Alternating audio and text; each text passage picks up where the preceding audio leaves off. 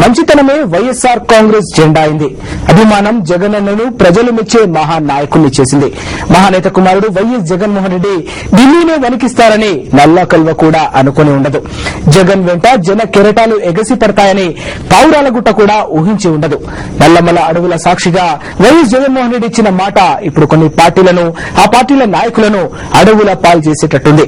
పచ్చని కొండల్లో కొలువైన శివన్న కూడా రాజన్న తనయుడు ఇచ్చిన మాట చూసి ఆశ్చర్యపోయి ఉంటారు. కానీ ఇప్పుడు గర్విస్తుంటారు. నాయకుడంటే ఇలా ఉండాలని అన్న మాట కోసం తమ కుటుంబాన్ని నమ్ముకున్న ప్రజల కోసం సమరానికి సై అన్నారు షర్మిల. ఇక పాలమూరు బాసటగా మరో ప్రజా ప్రస్థానం స్పెషల్ ఎడిషన్లోకి వెళ్దాం.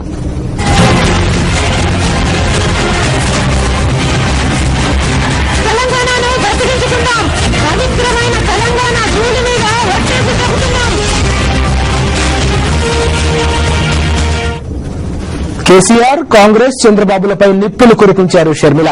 పిడుగులాంటి మాటలతో విరుచుకుపడ్డారు.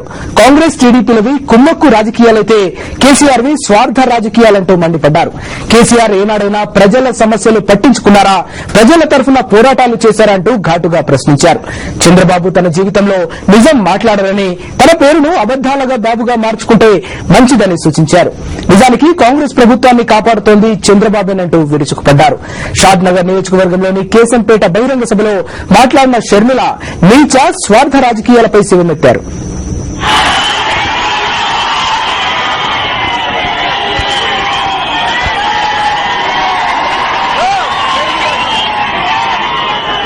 కేసీఆర్ గారు ఏనాడైనా ప్రజా సమస్యలు పట్టించుకున్నారా అంటూ ఘాటుగా ప్రశ్నించారు షర్మిల. మహిళలు కిలోమీటర్లకు కిలోమీటర్లు నడిచి వెళ్లి మంచినీళ్లు తెచ్చుకుంటుంటే కనిపించట్లేదా అంటూ మండిపడ్డారు. ఇక మీ ప్రాంతానికి చెందిన ఎంపీ గారు కేసీఆర్ గారు, మీ ప్రాంతానికి ఎంపీ గారు, మీరందరూ ఓట్లేస్తే గెలిచారు, ఎంపీ గారు అయ్యారు. కానీ ఆ విషయాన్ని పూర్తిగా మర్చిపోయారు. మీరు ఓట్లేస్తే గెలిచిన మనిషి ఏమాత్రం ఆ విషయం గుర్తున్నా మీ సమస్యలు పట్టించుకోవడం అని అడుగుతున్నాం. ఏ ఒక్క రోజైనా మీరు ఎలా ఉన్నారు, మీరు ఎలా బ్రతుకుతున్నారు, మీకు నీళ్లున్నాయా, మీకేమైనా కష్టాలున్నాయా అని మీ ప్రాంతాలకు ఎప్పుడైనా వచ్చాడా? అందరు రైతులు అప్పుల ఊపిలో ఉన్నారు. ఈ రోజు కేసీఆర్ గారు ఎప్పుడైనా వచ్చి మీరు ఎలా ఉన్నారు, మీకు నీళ్లు వస్తున్నాయా, మీకు కరెంట్ వస్తున్నాయా, మీరు అప్పులో ఉన్నారా అని ఏనాడైనా వచ్చి మిమ్మల్ని అడిగాడా అని అడుగుతున్నాం. ఏ సామాను ముట్టుకున్నా నాలుగింతలు రెండింతలు అన్ని పెరిగిపోయినా, వారి బతుకులు భారమైనా కేసీఆర్ గారు ఏనాడైనా వచ్చి అమ్మా మీ పరిస్థితి ఏమిటి, మీకు నీళ్లున్నాయా, 2 కిలోమీటర్లు వెళ్తున్నారా మీకు నీళ్లు తెచ్చుకోవడానికి, నేను మీ పక్షాన నిలబడి పోరాడతాను, నన్ను మీరు గెలిపించారు కదా, మీ ఎంపీలు కదా అని ఏనాడైనా ఒక్కనాడైనా మీ సమస్యల గురించి పట్టించుకున్నారా అని అడుగుతున్నాం. మీ కేసీఆర్ గారు ఎప్పుడైనా వచ్చి ఎంతమంది పిల్లలు ఈ రోజు చదువులు మానేసి తల్లిదండ్రులకు చదివించే స్తోమత లేక, ప్రభుత్వం చదివిస్తుందన్న భరోసా లేక ఇంట్లో కూర్చొని ఉన్నారు, డ్రాప్ అవుట్లు అయిపోయి. ఈ రోజు స్కూళ్లకు కాలేజీకు వెళ్లాల్సిన పిల్లలు కూలీ పనికి వెళ్తున్నారంటే అది మన రాష్ట్రానికి, మన దేశానికి అవమానం కాదా?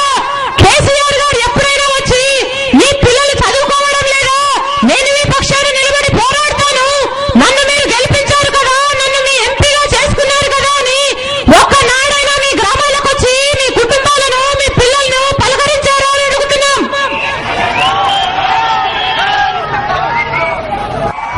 చంద్రబాబు కాంగ్రెస్ లో కుమ్మక్కై నీచ రాజకీయాలు చేస్తున్నాయని మండిపడ్డారు. నీచ కుమ్మక్కు రాజకీయాలు ఎల్లకాలం సాగవన్నారు షర్మిల. ఈ కాంగ్రెస్ వాళ్ళని చంద్రబాబు నాయుడు గారు కాపాడతారు, చంద్రబాబు నాయుడు గారిని కాంగ్రెస్ కాపాడుతుంది. ఈ రోజు ఈ కాంగ్రెస్ తెలుగుదేశము కలిసి నీచమైన కుమ్మక్కు రాజకీయాలు చేస్తున్నాయి. ప్రజాస్వామ్యానికి వ్యతిరేకంగా ఒక ప్రభుత్వము, ఒక ప్రధాన ప్రతిపక్షము ఒకటి కానేకూడదు. కానీ వీళ్ళిద్దరూ ఈ రోజు ఒకటయ్యారు.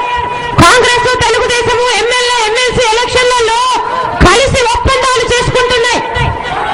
వైఎస్ఆర్ వైఎస్సార్ విగ్రహాలు చూస్తుంటే సంక్షేమ పథకాలు, ఎన్టీఆర్ విగ్రహాలు చూస్తుంటే చంద్రబాబు వెన్నుపోటు రాజకీయాలు గుర్తుకొస్తున్నాయని చెప్పారు షర్మిల.